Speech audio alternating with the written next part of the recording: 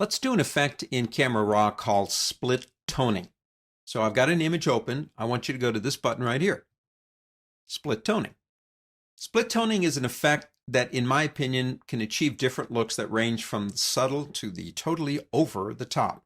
It's actually got a long history in traditional photography. It took me a couple of years to actually master it because you're dealing with actual photographs here. You're not dealing with what we've got, a raw image that's non-destructive. And when you're working with a real photo, there's no undo. Now, we have instant gratification because we have sliders that we can work with. The process is simple. The concept, you tint the highlight pixels with one color and the shadow pixels with a different shade and mix it together. Again, it's more, to me, surrealistic than anything I do for realism. However, saturation means nothing yet because it's at 0. In other words, don't change anything. But let's go ahead and crank it all the way to the right. Now, this is for our highlights. See what it's starting to do? We can change into a different color. Like maybe we want to go more into these blues. But notice a lot of the darker areas haven't changed yet because that's shadows. We bring our shadow one up a little bit.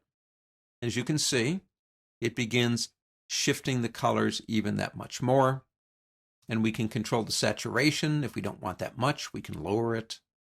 To me, that almost looks like a fall evening day, I suppose. The balance is how much of the shadow and how much of the highlight you're going to use. How much goes back to normal and how much of the original you're using. Not fantastic, I will admit. It's not something I would do to make an image look more realistic. I would use it to make it more surrealistic. However, split toning is an interesting concept for surrealism, not to me for realism. However, it's been brought over after, I would say, 75 years in the film industry at least. It's been brought into Camera Raw with some pretty good success. So you might want to experiment with this one too.